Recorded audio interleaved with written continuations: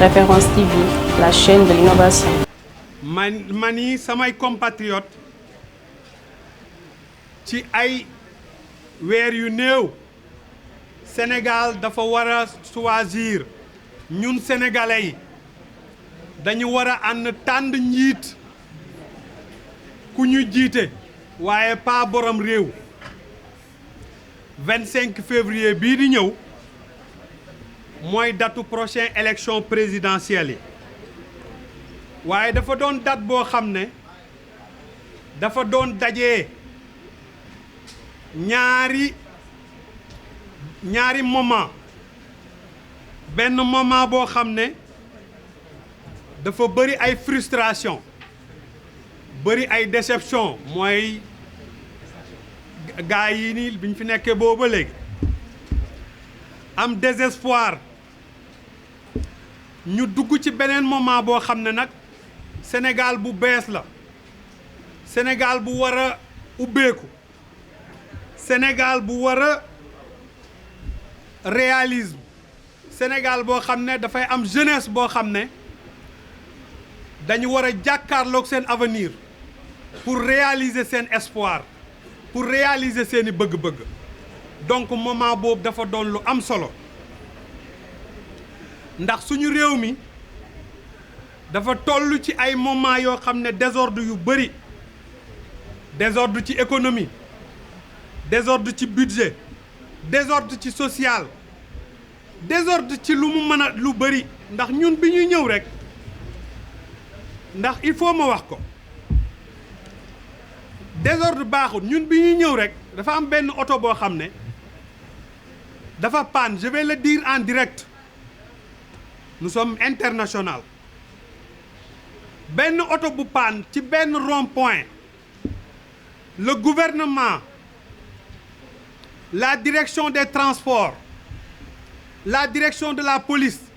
la direction de la gendarmerie ñu négliger oto boobu mu nekk fa ba du matin au soir tout un peuple wala ñi fi jaar ñu war a def détour bi c'est pas normal te loolu mooy am à tout moment dans tous les quartiers du Sénégal donc ñi ngeen fal seen bopp lañ fi nekkal mais réglé wuñ seen problème bu doon réew mu normal la oto boobu noonu 2 heures du fa toog tool truck ñëw jël ko yóbbu ko fi ñu ko war a yóbbu ñu waxuma nga tourner beneen camion loolu moo gën a tax ñu tardé je serais obligé de le dire mais ça m'a beaucoup frustré et ces frustrations continuent et animent la plupart des jeunes des Sénégalais nous devons repenser notre République il faut que ñu xoolaat suñu réew mi parce que bu doonee ne dañu jàkkaarloog pouvoir boo xam ne ñoom dañu enfermé wu ci seeni kii rek toog ne lépp dafay baax xooluñ li nga xam ne loolu la sénégalais yi di wax dafa ñëw dafa jot ñun ñu taxaw engagé wu pour soppi li fi nekk ndax mun nañ ko te dañ ko war a def mun nañ ko ndax kenn duñu ko defal mun nañ ko ndax Sénégal da ko soxla te dañoo war a ànd ak suñuy yaay suñuy papa suñuy mag suñuy rakk ñu soppi Sénégal parce que problème yi ñuy dund yëpp ñi nga xam ne ñu jiite dañ cee xaw a fermer seeni bët comme li may wax mel ni gisuñ ko wala jéemuñ ko gis wala boog dañoo xamul nu ñuy liggéeyee parce que c'est très important léeg-léeg dañuy toog naan ñun ci ban sénégalais lañ ban Sénégal lañ nekk est-ce que Sénégal bi ñu doon xeex 2000 auditer constitution bi xeex pour que ñi fi nekkoon jóge fi waaye nag ñu gis ne ñooñu moom la Wade recycler Macky ñëw jëlaat ña nga xam ne politique rek mooy seen liggéey ñëw leen joxaat leen réew mi ñuy seet seeni intérêt rek di ko séddoo est-ce que ñun dañoo war a toog di xoolaan est-ce que jógul ñun ñëpp ñu ànd xool suñu situation est-ce que jógul ñu saisir moment bi nga xam ne dafa am doole te mooy moment démocratique ñu soppi li fi nekk fal ki nga xam ne moo baax ci réew mi moo war a jiite réew mi balaa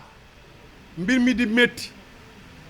ñaanuñ ko yàlla lii am ci yeneen réew yi ñu wër di ko am parce que frustration bu ëpp mooy waral loolu yëpp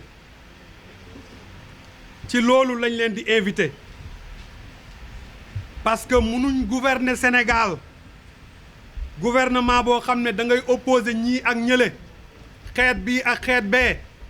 bu kii jógee ñu ne ko xeet bii la bu kee jógee ñu ne ko xeet bee la munoo gouverner Sénégal jël mag ñi teg leen fi ñuy def lu leen ne xale yi amuñ liggéey munoo gouverner Sénégal lu la neex nga def te dara du la ci fekk ku président neex mu tëj ku ko neex mu tijji munuñ gouverner noonu Sénégal justice boo xam ne bu ko neexee lu ko exécutif wax ñu def ko munuñ gouverner noonu Sénégal réew yi développé demuñ noonu te ñun loolu lañ bëgg mu am fii ci Sénégal. Oui, président. Oui. dafa jot ñu changer ñu nekk avenue Léopold Sédar Senghor et conservatisme bii nga xam ne ñun moom la ñuy prôné ak ñeneen ñi nga xam ne ñoom la ñu àndal ñi feeñ ak ñi nga xam ne feeñagul parce que nag Sénégal kenn mënu koo gañe yow kenn te ñii ñu nekkal conglomérat de groupe d'intérêt la jaral na leen lu nekk mais lu mu leen jaral rek ñun danañu jaral lu ko ëpp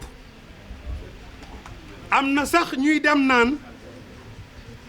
dafa teel mais réew yi ñu jiite yëpp yi développé yëpp seeni ndaw ñoo jóg jéngu soppi ko président Burkina bi suñu rakk la Burkina premier ministre Trudeau suñu morom la président France suñu morom la ñun nag même bu doonee am na président boo xam ne après indépendance la ay màgget yoo xam ne ñoo fi nekk depuis indépendance ñoo koy wax fu muy jaar ci loolu lañ leen di invité te loolu lu possible la te lu ñu war a def la lu ñu war a def la te dafa jot et opportunité gënul mun a rafet bii bu ñu bàyyi nag ba lii paase ñi di nekkaat di xeex yoo xam ne jaru ko xeex démocratique bi nga xam ne moom la ñu war a def ñun ñëpp mooy conscientisation engagement détermination et élire un ex-président de la République qui est le président du Parti conservateur loolu laa leen di invité pour que ensemble au soir de février 2024 ñu am un gouvernement conservateur. Ah ouais. Vive le Sénégal. Vive le conservatisme. Vive la République. Vive la République. maa ngi leen di gërëm di leen sant. Référence TV, la chaîne de l'innovation.